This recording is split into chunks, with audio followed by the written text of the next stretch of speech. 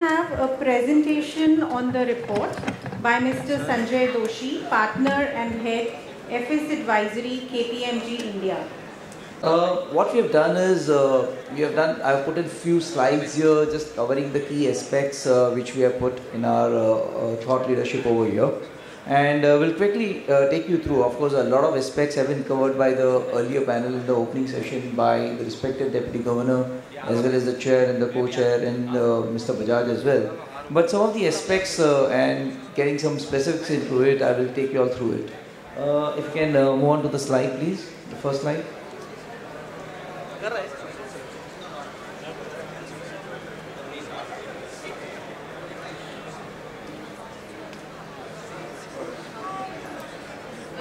So, we all heard how NBFC has been a great contributor to the India's economic growth, and it definitely continues to be. It starts with the earlier days where the entire model was to reach out to the client base which did not have easy access to bank finance.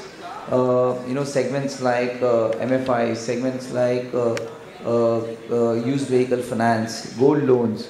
There have been a lot of this kind of products and the differentiators which this particular segment of the financial services sector has really brought in, so that a segment of the society can be included into the financial mainstream. At the same time, as we see going forward, or in fact even recently, a lot of digital initiatives which has really come up, which is also changing the way this industry operates. So from a pure personal touch model, this industry has really been agile to adopt digitalization, to adopt new age of technologies, to adopt new age of underwriting or new ways of underwriting using alternate data. And many of this has also been supported by some of the regulatory infrastructure or initiatives which has been rolled out by the government and the regulator, like UPI. UPI is one of the big segments. We have been hearing about how account aggregator model is going to come up, or OCN structures. So those kind of marketplaces structures which the government infrastructure has created, or even private infrastructure has created, NBFCs has been able to nicely leverage on to come up with credit offerings to the segment. And one of the biggest focus segment as we see is going forward is going to be MSME and SME. So that segment definitely is a key focus areas, in addition to the affordable housing and the vehicle finance segment, auto loan segment, where NBFC has a big market share even as compared to banks. So these are the three large segments we definitely see. Unsecured lending, as we see it, even the Deputy Governor said about the concerns which are there by the regulator, and they have recently come up with their guidelines where they have increased the risk weightages. So those elements definitely put in a required brake into a very fast running car, especially when it comes to unsecured consumer-led loans. But talking about the big theme, which is around technology and digital initiatives. So NBFCs have really worked out apps, a lot of super apps which has been created, loan journeys, right? Customer interface and the entire customer experience, which NBFCs have really taken steps to really build it. Partnering with fintechs, partnering with third-party agencies providing data on around bank statements or around other alternate data which can be used for underwriting purposes, and not only underwriting but going forward monitoring purposes. The entire the credit bureau scores, that is also a big avenue for NBFCs, and building technology around it, so that the speed of accessing the market, and from the customer's perspective, the easy access to financial services products, especially the loans, becomes much more agile. Going forward, we see data leveraging being one of the big elements. Things around Gen AI is going to be the talk of the town. How generative AI will be used not only for underwriting purpose but even from a servicing purpose. So those are the big elements. Analytics definitely is going to take care of a lot right now on underwriting, but definitely even from a collection perspective. And when we talk about data, you have the recent entire introduction of the DPDP Act, the Digital Personal Data Prevention Act. So that that act is definitely very critical. The entire cyber security issues around, given technology is the biggest leverage today in most businesses, especially in financial services. So again, our companies, the sector definitely has to be really ready with its security elements, with its compliance norms, with the kind of obligations which are really going to come in under the DPDPA Act. So the rules are yet to be notified under the DPDPA. We are waiting for those rules to really come in. And probably over here, maybe the regulator may also have a play in once the rules, or once the draft rules at least are notified, in terms of how the sector get impacted, or what additional measures need to be built, so that the sector can still have the agileness. At the same time, the concern around security, especially around personal data privacy, is already taken care of. Going forward, in terms of the financial prospects, we still, this industry is the darling of private equity investors. The kind of capital this particular sector has attracted, and not only attracting the capital, but the kind of returns this sector has given has been phenomenal. Also, it has really created a good engine for some of the banks. Partnership with banks is going to continue. Co-lending platform are prospering. So they are becoming not only one of the segments where banks give loans, but effectively where co-originations is really possible. At the same time, we are seeing a trend where banks have gone out and acquired NBFCs, especially in segments where priority sector lending really helps. For example, MFIs. So you have seen transactions where banks have gone and acquired MFIs. We have been talking about, and even the Deputy Governor said that yes, conversions of NBFCs to banks, and there are on-tap guidelines available on it. And those kind of trends we have been seeing, and we definitely continue to see those kind of trends happening. So there are enough fuelers from a capital perspective, but at the same time liquidity, and how do you really raise liquidity, which is a raw material for this business, that is important. So those challenges still stay, and what kind of alternate avenues which we can think through innovatively, so that NBFCs have more flexibility, especially maybe the upper layer and even to an extent the middle layer NBFCs have more flexibility of raising capitals, given anyways the governing aspects or the compliance aspects is more like a bank for them as well. So those are the thoughts. Maybe we as an industry together are able to come up with a task force maybe and a white paper, and come up with alternate solutions around it of how more capital or liquidity can be accessed by NBFCs. The one big area we definitely see going forward, again NBFC can be a leader in it, as they have been in some of the other lending segments, is sustainable finance and ESG. Again, you all are the biggest connects to the tier 2, tier 3 cities. So how do you really bring the entire country towards the ESG aspects? As of now, as we see, a lot of conversations and discussions are more on reporting aspects of ESG. And ESG covers everything: environment, social and governance. Especially on environment, you see a lot is being more on reporting, but how do you convert those reporting into pure play of financing, and hence moving the entire industry towards environment or green financing? That's something is to be seen. Finally, if you put the last slide, what are the key determinants? I don't think these are 5 core things which we always keep on hearing, right? Nothing has changed. The underlying remains the same in terms of the pillars of this sector. It's going to be technology is an enabler at the end of the day. Digitalization is an enabler at the end of the day. You'll come up with new products, but effectively I would say these are the 5 big pillars in which how you see it. And over there again, each NBFC has to really look at it. I think the Deputy Governor did really say about single loan or single product NBFCs and the kind of risks attached to it. So how do you see diversification in the product portfolio, secured versus unsecured, within unsecured, what is consumption led, or what is really helping value creation in the economy? So those aspects will become very important as NBFCs scale up, grow up. From a credit rating perspective, or even from a liquidity perspective, or even from a capital origination perspective.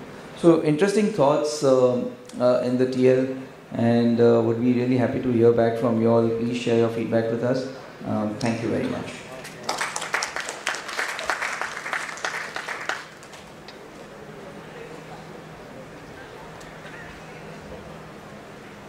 Thank you Sanjay for a very insightful presentation. I would now request Sandeep Shah, Principal and Head CII, to present a small plant to Sanjay as a token of appreciation and also with our motto of going clean, going green.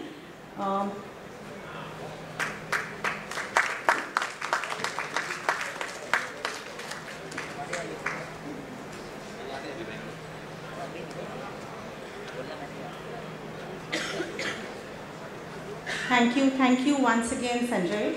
And now moving to the next panel. The panel is on NBFCs, Way Ahead for 2030. We are now starting the panel session, NBFCs Way Ahead for 2030. And may I invite on stage the eminent panelist for the session, Shri C.L.N. Chariyulu, Chief General Manager, State Bank of India, Mr. Umesh Revankar, Executive Vice Chairman, Shriram Finance Limited, Mr. Vishal Kampani, Co-Chairman CII National Committee on Financial Markets and Non-Executive Vice Chairman, JM Financial Limited, Mr. Iyappan Alexander Muthoot, Executive Director, the Muthoot Group, Mr. Virinder Pankaj, CEO, Aseem Infrastructure Finance, and Mr. Vikram Srinivas from KPMG India.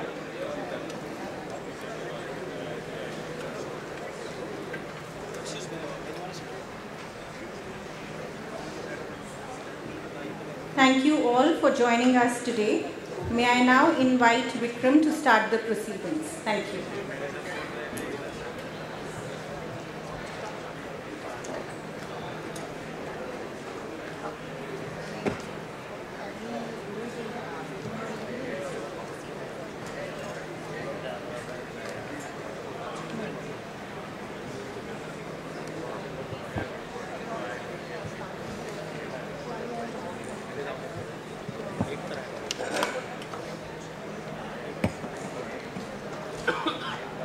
Good afternoon, everyone. I'm going to start with a brief introduction of our panelists, and then we'll straight jump into the agenda. My voice is a little hoarse. This was one of the Murphy's Laws playing out on the day when I had to run a panel. Please do bear with that. So first we've got Mr. Chariyulu, a veteran banker with over 32 years of experience in SBI. He's donned various roles in SBI across his vast decade. Currently he's a part of the corporate center there. Next we've got Mr. Kampani.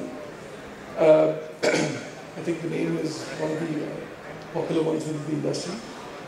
He again comes with over 2.5 decades of experience, played various roles within JM Financial, instrumental for diversification of the group across various new lines of businesses. One of the 40 under 40 when he was an eminent personality in the industry. We've got Mr. Umesh Revankar, a name that is synonymous with the Shriram Group. I think Shriram Transport Finance and Mr. Revankar go hand in hand. Again, over 3.5 decades of experience, one of the key proponents of the NBFC industry. We've got Iyappan Alexander Muthoot. Again, the name kind of speaks for itself. The next generation from the Muthoot family. He handles all of the diversification of the Muthoot Group into the non-gold loan segments. He also within the group handles the IT and analytics processes within the group. And finally, we've got Mr. Virinder Pankaj. He's the CEO of Aseem Infrastructure. Again, over 3 decades of experience, equally between banking and NBFC before. Obviously this panel comes with rich experience. They probably are the right guys to give us a perspective on where do we see NBFCs head over the next decade. That's largely the topic for today's discussion. How do we see NBFCs evolve? We did hear in the first session, also the Deputy Governor speaking, what was his thoughts about how did he see NBFCs evolve, where did he see NBFCs create a niche for themselves.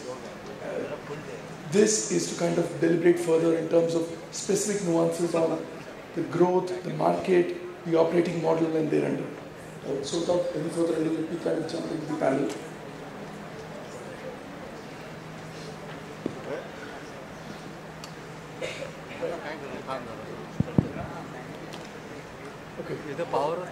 Gentlemen, the first question. I think the Deputy Governor very clearly articulated that banks have their place, NBFCs have their place, and there is going to be a very clear distinction again in terms of ability to raise public deposits, and that is probably one of the key differentiating factors, and a lot of other compliance-related aspects which distinguish an NBFC and a bank. But having said which, we have seen increasingly with new scale-based regulations, a lot of compliance requirements for NBFCs almost kind of resembling that of a bank. Right? Equally, we do know we've got a lot of, new competition emerging within the NBFC industry in the form of SFBs, in the form of fintechs. So a lot of headwinds and tailwinds which are kind of impacting the industry. So I think the first doubt in my mind at least is, over the next decade or so, do we see the differences between banks and NBFCs blur to a point where they're not shadow banks anymore, but they are banks in their own right, with their own specific category, doing what they do, especially the large NBFCs? So thoughts? Thank you, CIA. Thanks, Vikram. See, the first question where you are posing is where the distinction between the banks and NBFCs is going to blur. As a banker, what I see, at present, India is growing phenomenally, at a phenomenal growth rate. And banks and NBFCs are also doing very well. In their space, they are growing at around 13 to 14% or kind of 15%. And the potential is vast. And from a banking perspective, what we look at is NBFCs are not a competition to the banks. They have their own space, banks have their own space.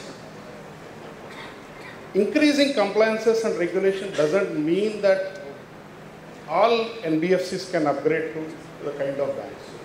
There may be few NBFCs which will definitely can become banks in future, because the regulations means not only just implementing NPA norms and other various circulars imposed by the Reserve Bank of India. It is the mitigation of risk, how you manage the risk. Banks are more equipped in those areas. That is why there is stability. Because you see, there are many kinds of NBFCs. Like you see, we have around 9,400 NBFCs which are like mushrooming. There are good quality NBFCs in the market also, where they have implemented certain systems to take care of the growth and the stability compliances part. Whereas many NBFCs, what we see still are way far from these kind of managing the risks. Definitely, yes, there will be a situation where few NBFCs can definitely upgrade to the banks in maybe future. But as of now, there is a clear distinction between banks and NBFCs, because by the definition itself, they are non-banking financial companies. And there is a space to coexist. These are my initial thoughts.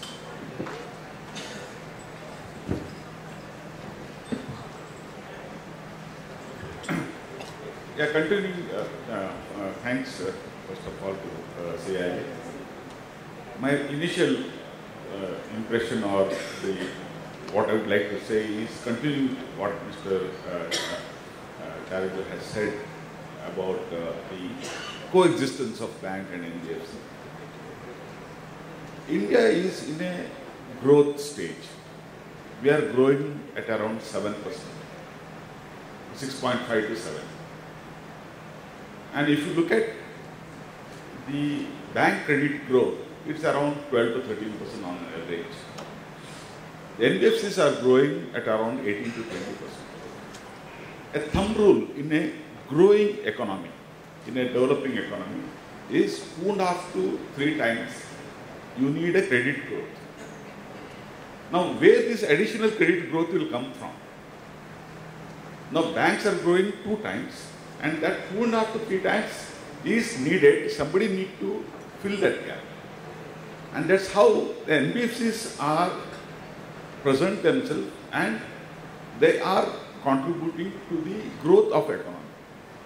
If the NBFCs do not exist, then India's growth rate will come down because there is no credit growth.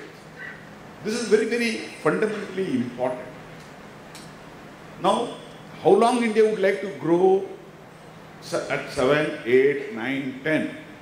Now, we have seen what happened in our neighboring country, China. They grew near double digit for 20 years to reach a level of 5 times larger economy than India.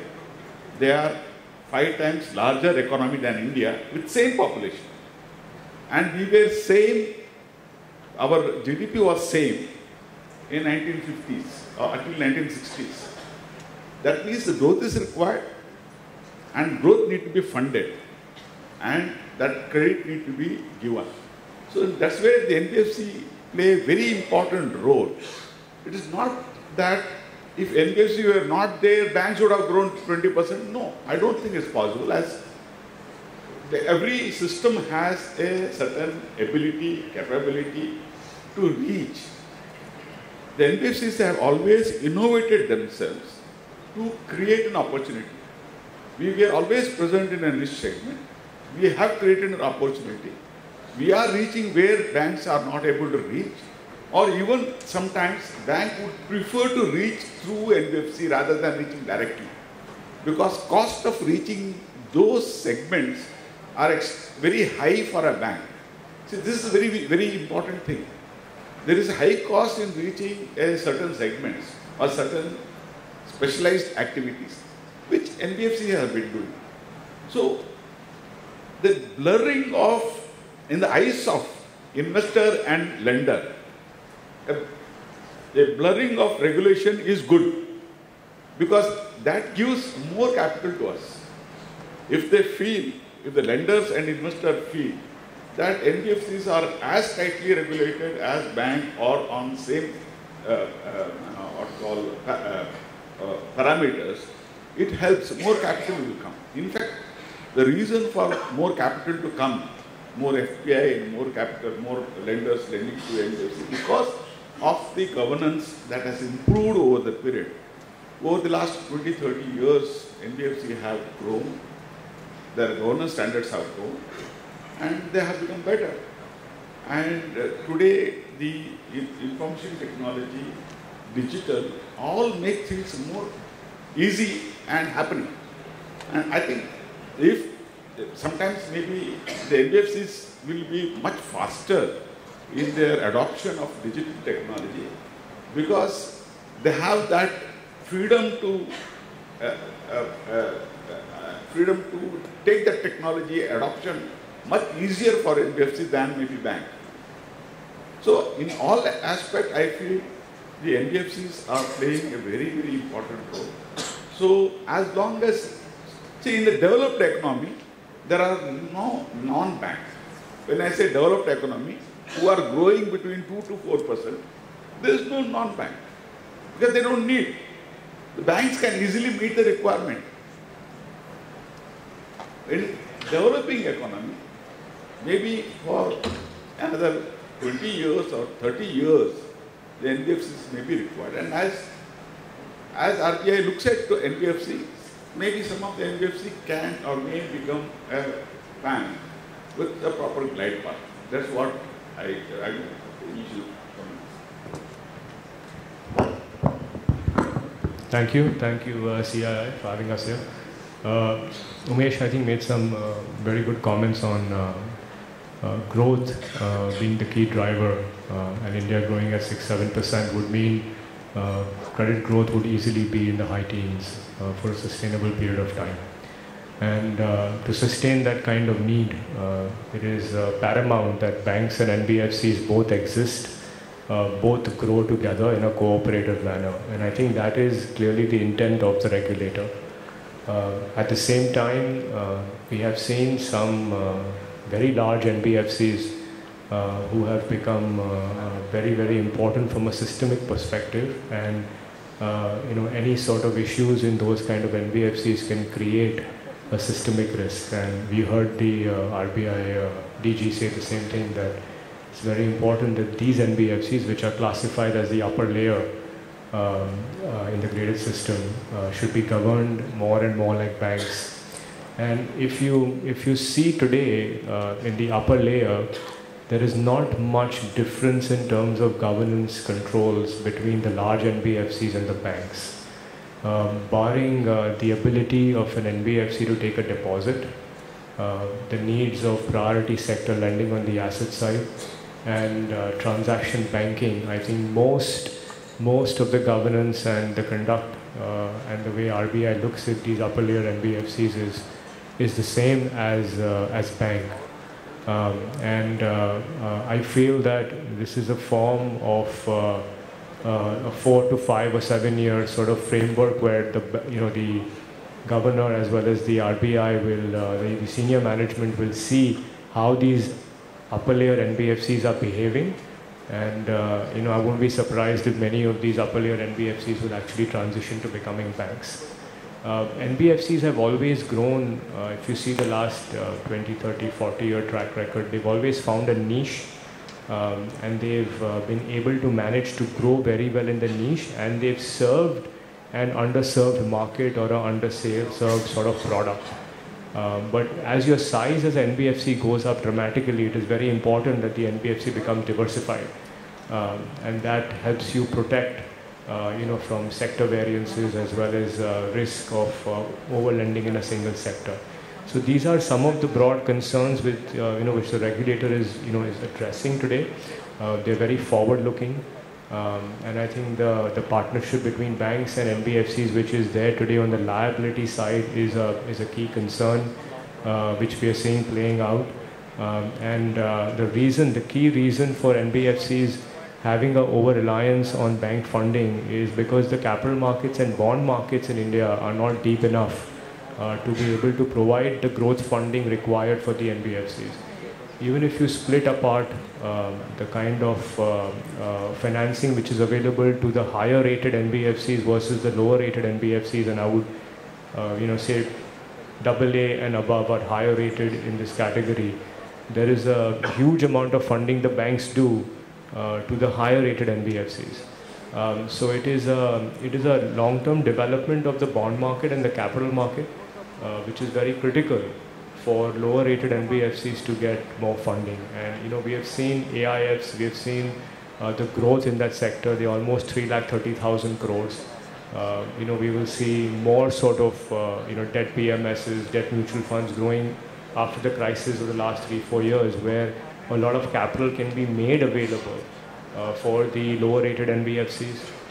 SEBI has a very interesting product of a shelf document where you can raise public issue of bonds, and it's very much like a deposit, because you file a shelf, you have 1 year, you can do multiple issues in that 1 year. So there is a lot of regulation, a lot of new things coming in the capital market and bond market, which will help the liability side and growth of NBFCs. So to your question, the growth for both is clearly needed. As Umesh rightly said, if the economy is going to grow at 6-7%, the banking sector will not be able to meet the growth of credit, and NBFCs will play a very, very important role. Governance and the regulator is very focused on making sure there's financial stability, and deepening of capital markets and bond markets are imperative for the sustained growth of NBFCs. So I would just highlight these points and take it forward. I'll add very quick 3 inputs. So long as money lenders exist in India, it means even NBFCs have not really reached the last mile as yet. So there is a very long way to go for each of the participants to go.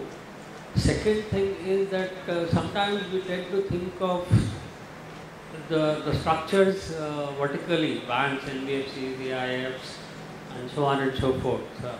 But I think what probably will give different solutions is if we look at it from market perspective, from the segment perspective. Innovation is here to stay. Nobody can stop the innovation. It can come from AIFs, which are now regulated differently. They can provide funding. NBFCs can provide funding. Banks can provide. People can raise dollar bonds. There are so many ways, credit will find its way where demand is there. So if we look at it only vertically, I think, we might be missing quite a few points in that process. Regulations are merging. I mean, we are a medium scale company as per RBI's definition, but I see very little delta in terms of RBI's oversight. It is quite similar to the banks. What will help is if there is a clear laid out roadmap for the NBFC to become a bank. It can be in terms of ownership, it can be in terms of cyber risk, it can be anything, risk management, liabilities, whatever be the criteria, so that it's left to them if they wish to navigate that path or they wish to continue being, in their niches which they are good at, but it should be known. Today, while last, I would say 10 years we have been discussing whether NBFCs should become a bank or not. But if it's a well laid out roadmap, I think then the choice could be left to them basically. And maybe if possible, let's stop calling us as non-bank or shadow banks. I would say we are finance companies, so FCs. Because the moment you say shadow, the moment you say non-bank, you think vertically there is bank and then there is non-bank. We are finance companies. I think that will help. I'll keep my comment short. I understand that even your first question is taking about half an hour to finish. It's interesting how Virendraji has mentioned NBFCs justify their existence by saying as long as money lenders are there, NBFCs haven't done their job. Hopefully banks do not say as long as NBFCs are there, banks haven't done their job. But I think we need to sort of step back a little bit and see what is the thought behind some of these institutions or the different classifications of institutions. Banks, banks are very integral to the financial system, the overall banking system. They participate in the interbank settlement. They have, they have the responsibility of transmitting the monetary policy.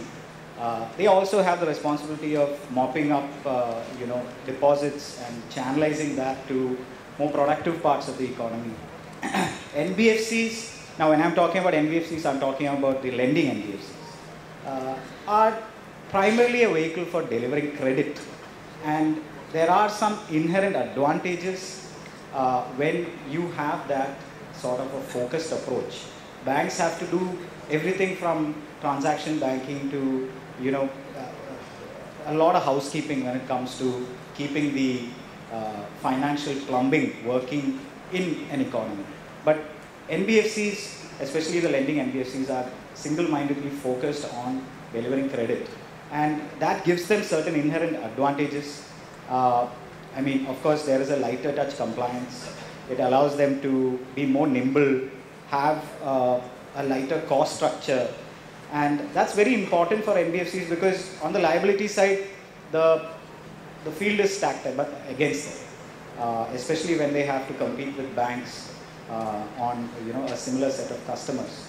So I think, of course, over the last decade or two, we've seen NBFCs become bigger than banks, bigger than most banks. Some of the bigger NBFCs are huge. So RBI has, of course, had to take a different lens in terms of the scale-based regulations.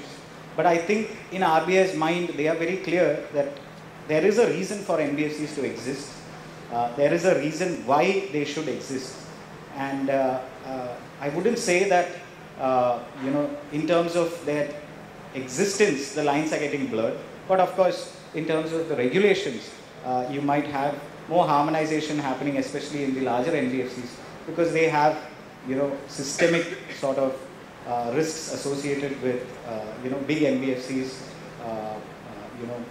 being too adventurous and going into the fringes. So I think from a harmonization of regulation perspective, there will be some lines that are blurred, but especially from the regulator's point of view, there is a reason for both of these institutions to exist. was a rich debate. Inputs from all of you. Very interesting and meets and notes. I'll quickly jump to the next point. I'm conscious of time. In terms of NBFC categories, do we see a convergence a decade down the line? Today we have MFIs, we've got housing finance companies, we've got factoring NBFCs, various subcategories with segment-specific regulations. Do we see those differences again blur? With NBFC as a segment, do we see regulatory convergence to make it one universal NBFC? Couple of quick comments, please. Since I am representing a specialized NBFC, I can speak from our perspective definitely. I think there is a room for specialist NBFCs.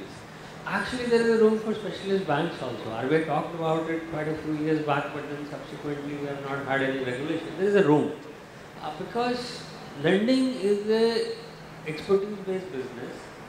So coming from infrastructure financing background, I can say that it's critical that you understand what you are getting in and very deeply so. So there is a room for specialization. Multi-product NBFCs, I think the synergies are more on liability side, which we sometimes don't focus, because if you have different products with different maturity profile, your liability will be much more dynamic, efficient, and you can reduce the cost. So I think again, to each their own, there is a room for specialists. If people choose to do that, they should be encouraged.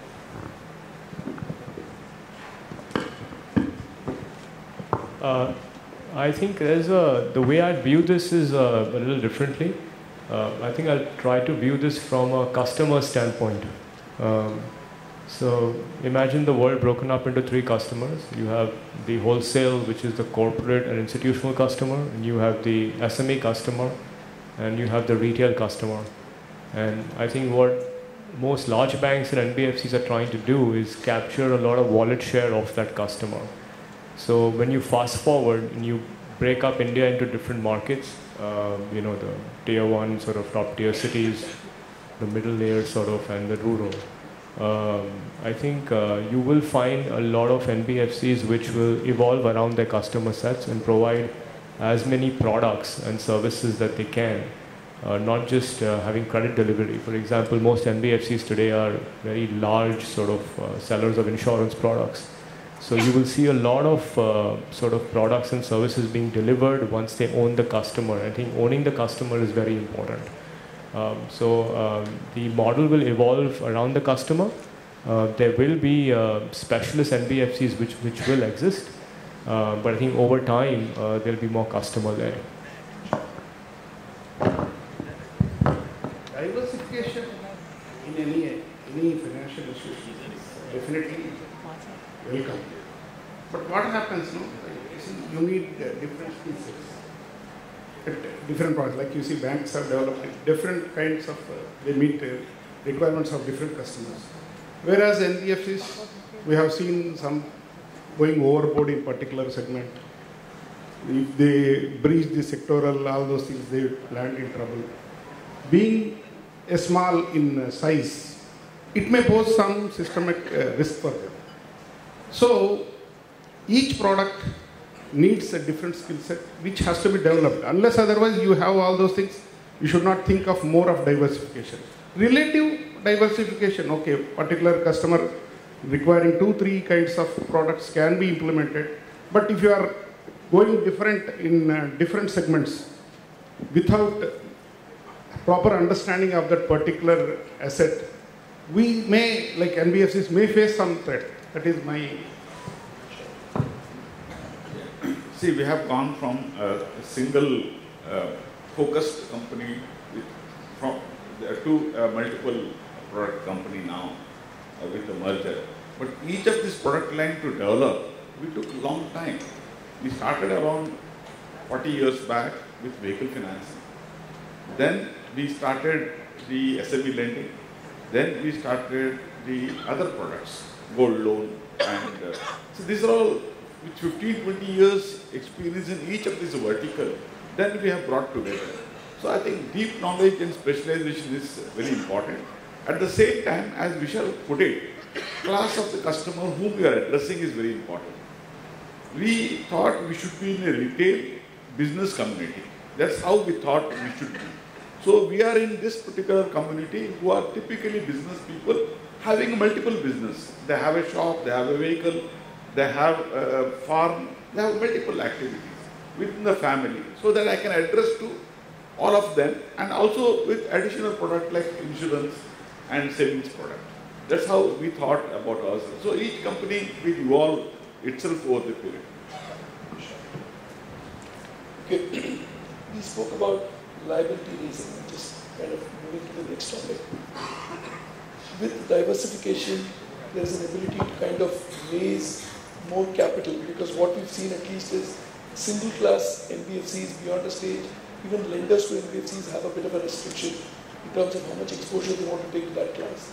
So do we see, again, NBFC a decade down the line, you may still have various divisions focused on specific customer groups, but for good large NBFCs to survive, is diversification the way to go? Let me take a crack at that. So I think one very bold comment I want to make is that in the next decade or 2 decades, you're going to see the biggest war on deposits. You have a country growing at 7 to 8%, and you have credit growth, as I said, in the high teens, maybe even 20 plus. And you have every single aspirational saver in this country who wants a higher return on his money. So there is going to be a war on deposits. We're already seeing signs of that. And therefore, innovation in terms of how NBFCs raise money will become paramount. India is not issuing more bank licenses. There are a couple of banks which are very, very large. When you become very, very large, it's difficult to be agile, right? I mean, it's, you know, how do you become agile if you're sort of large? So I think there is an opportunity for smaller banks, NBFCs, and they will offer, as Umesh said, savings products in terms of debentures, in terms of various different sort of instruments, and that is bound to happen.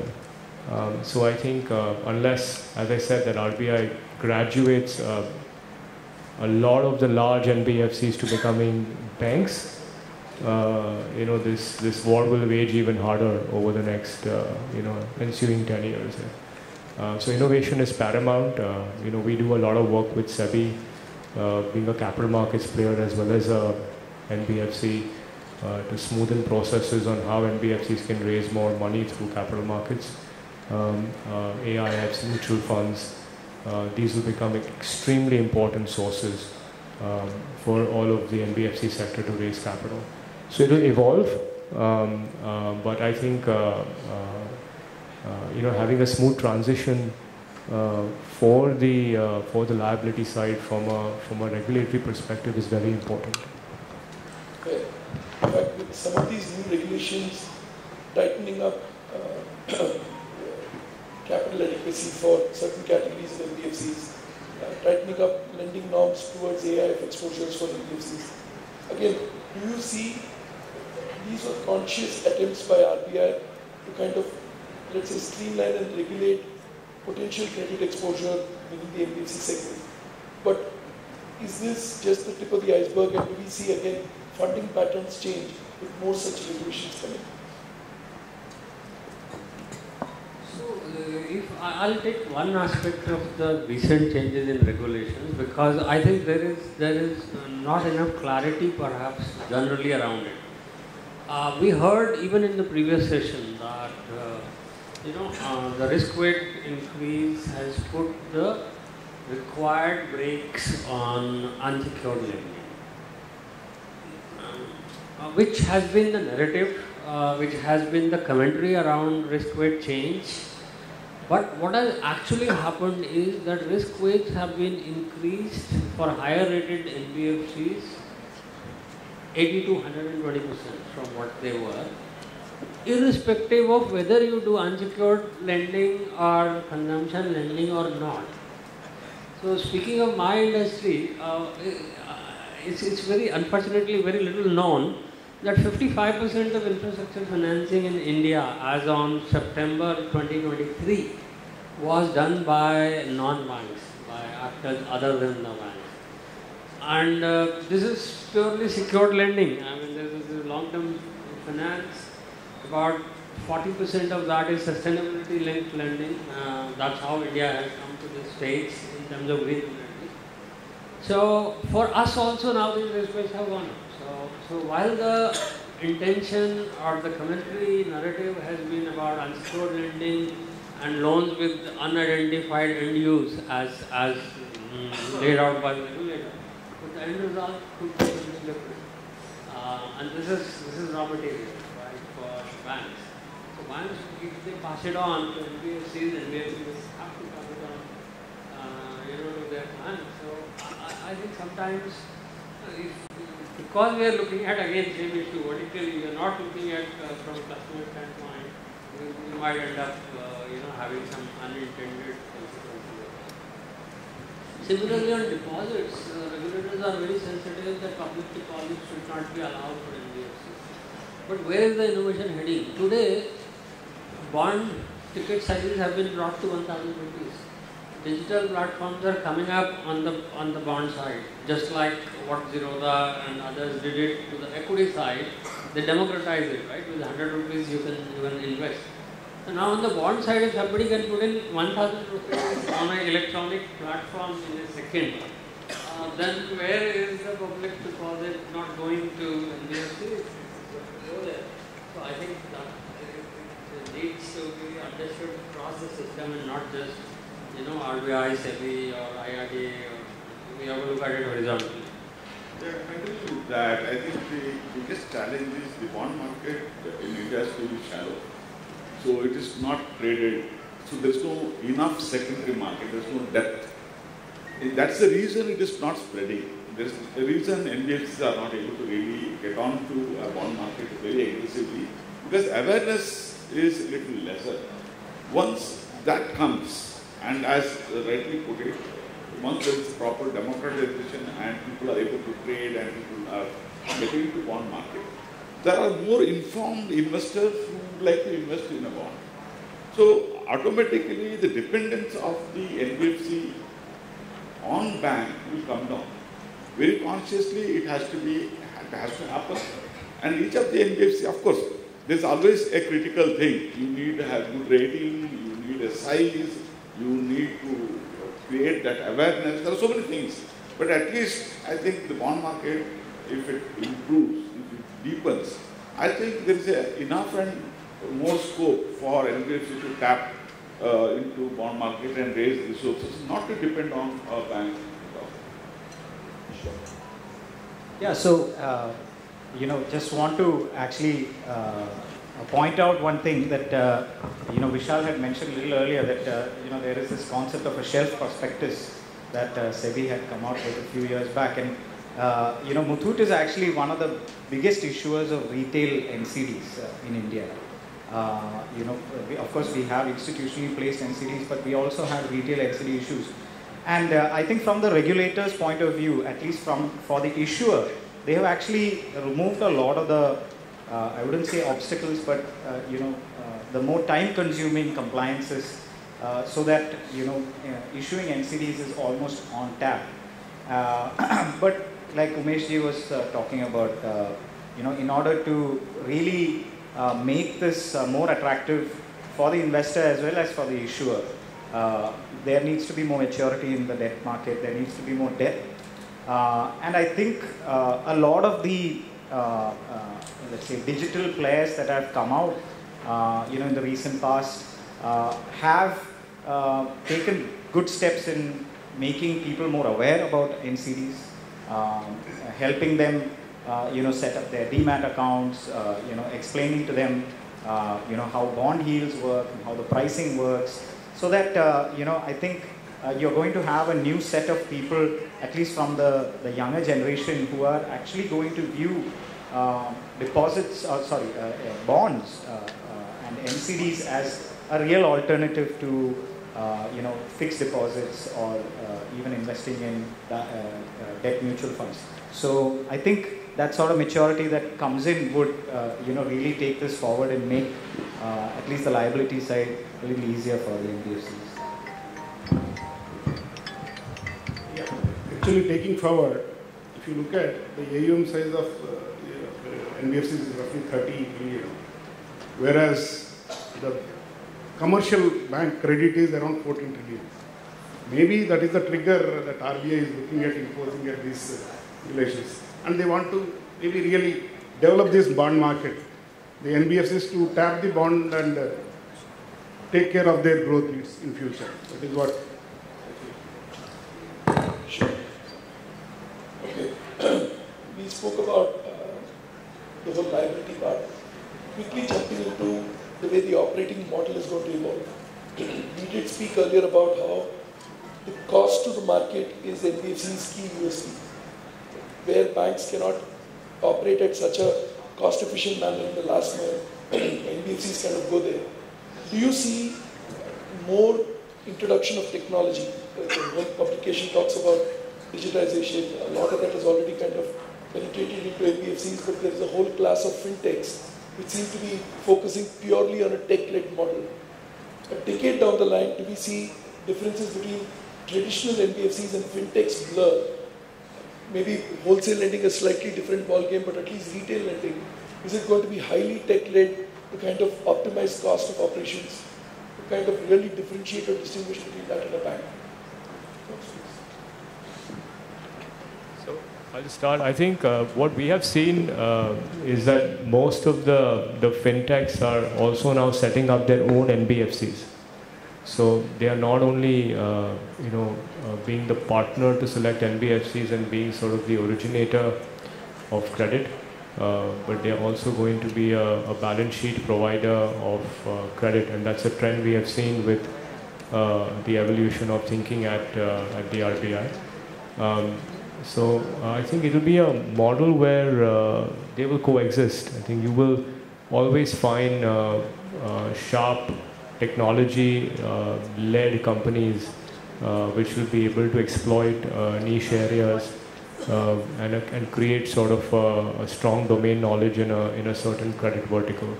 But end of the day, credit is all about risk. It's all about good risk management.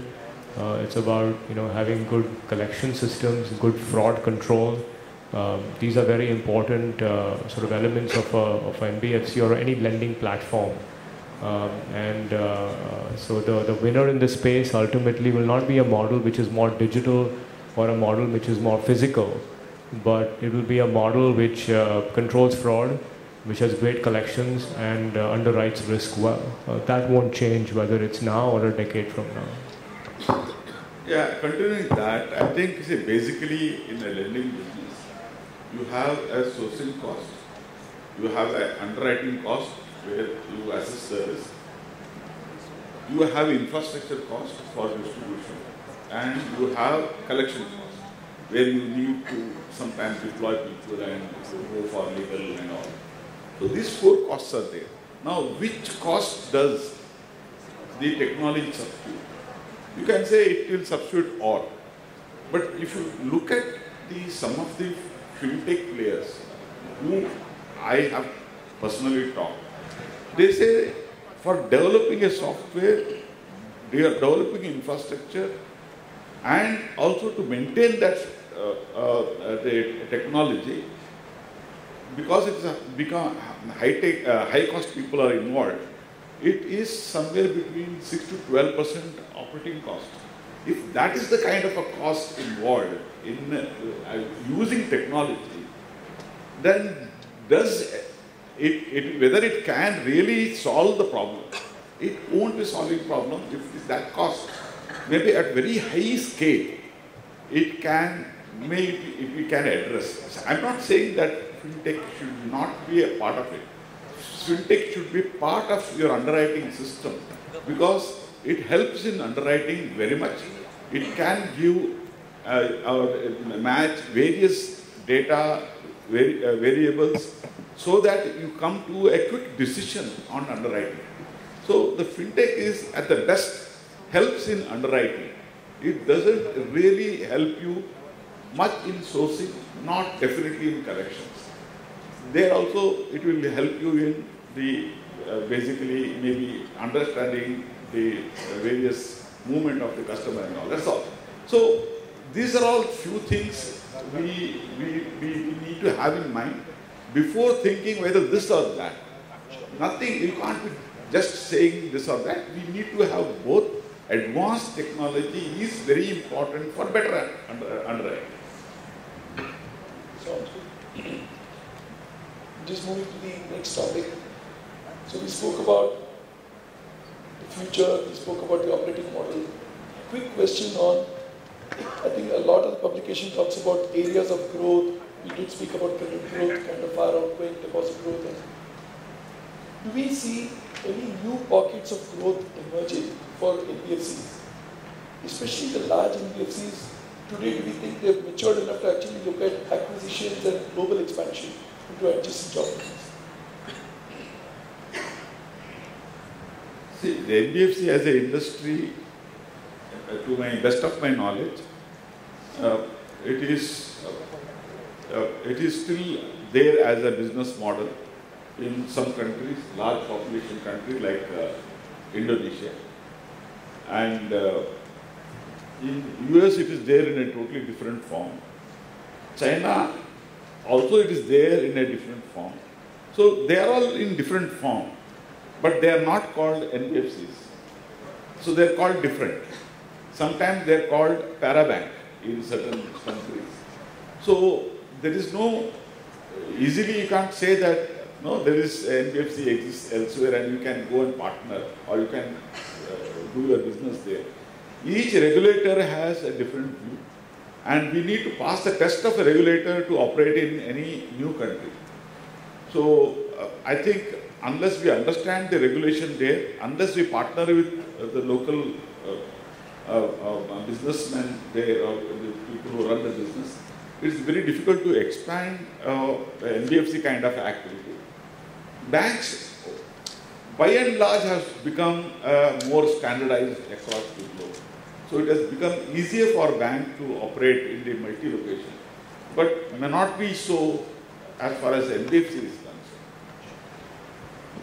I think one area I will speak from our sector, just with one example. We added about 10 gigawatt of solar energy from Jan to December this year. Next year, we are going to add 30 gigawatt.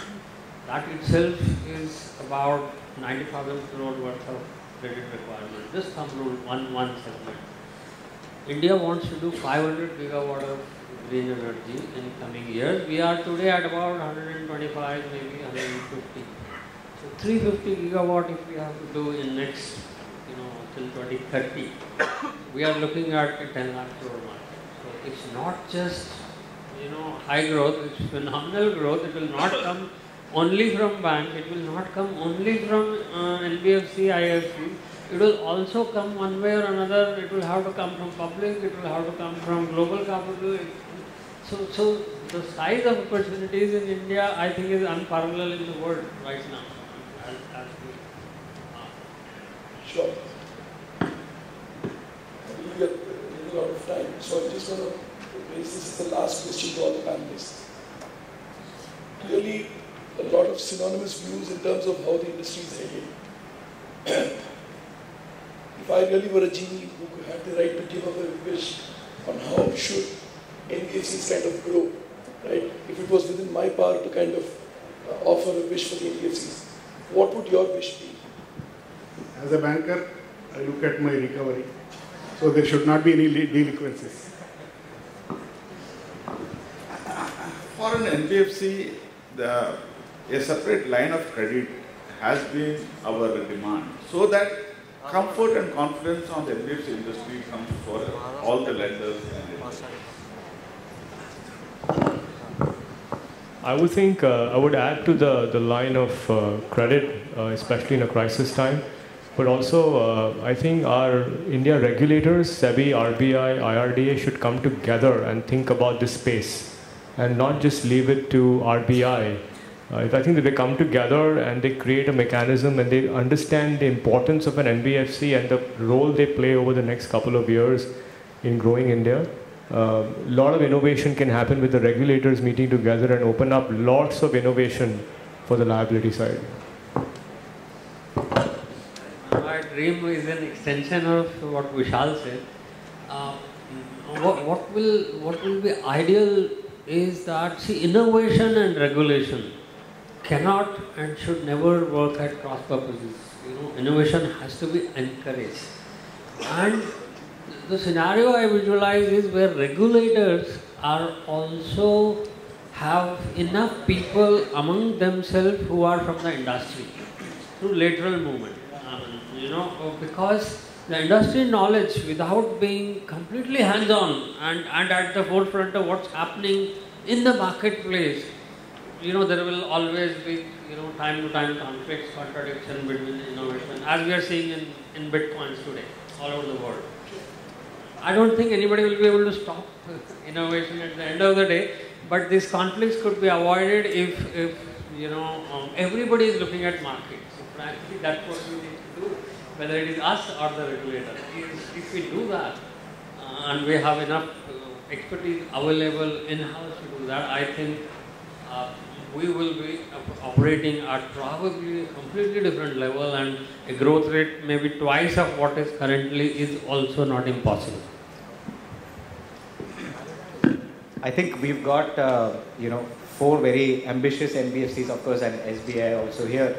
I think from my point of view, the real genie that I want would be to grant me this wish of figuring out the liability side for NBFCs, because that is something that any NBFC, regardless of their size or what is their business model or whichever is their customer segment, is going to face as a common difficulty. India is poised for growth. I mean, that's a given. Now we just need to figure out, with a bunch of regulators, whether it's SEBI, IRDA or RBI, on how we can help the NBFCs to get that growth capital and help it raise liabilities.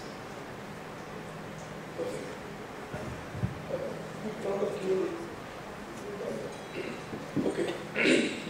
Let me quickly summarize, literally in 2 minutes, what are some of the good key messages that we did here. Look, I think everybody seems to collectively conclude that NBFCs are here to stay. There will be a difference between NBFCs and banks, even in the near future or the distant future. Just that maybe there is a potential for some of the larger NBFCs to convert to banks. But what we're lacking today is a clear roadmap, right? In terms of, should they really want to pursue a banking ambition, what is it? The on-tap license is of course there, but then we all know it's a little restricted in that sense. So maybe some clarity there will always help for those who have a banking ambition. We also did hear that NBFC's ability to kind of cater to the last mile, be cost effective, is something that clearly differentiates an NBFC. We also know that NBFC's adoption of technology is high, but there again, technology comes with a certain cost. So unless it comes at a certain scale, following a phygital model is probably the best way that we would see NBFCs emerge in the near term. Liabilities, of course, seems to be a big challenge for NBFCs today and in the near term. So clearly the wishes that everyone seems to have is around how do we solve for the liability problem in a more systemic way? Do we open up a dedicated line of credit for NBFCs to kind of be confident about their growth? Do we kind of look at specific consumer education to kind of improve on the bond market? Are there other avenues that you can kind of improvise? But that is a problem collectively all stakeholders should solve for, because that is very clearly going to come and bite us back maybe in the near term. And finally, in terms of regulators themselves, do we have, if we do have a representation, can we look at convergence of regulators? So there is ease of doing business once the RBI, the IRDA, SEBI, all of them get together, they take some kind of industry representation. So it's more like a more representative regulation, not diluting the type of regulations that come up, but kind of making it fit for purpose so that does not become an inhibitor to growth. With that, I really thank the panel for their active participation, and thank you very much for being a very patient audience.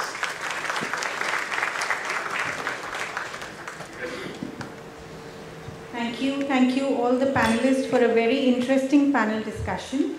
I would now request Vikram to present a small token of appreciation. It's a plant to all the panelists. To Shri Chari Alu.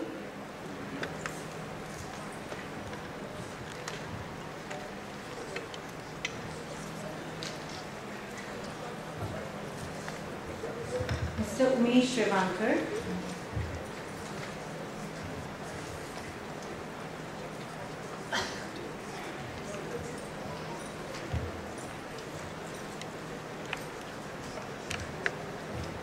Mr. Vishal Kampani.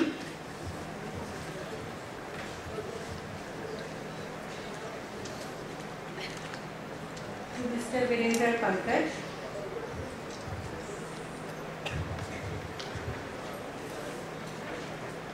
To Mr. Iyappan Alexander Muthu.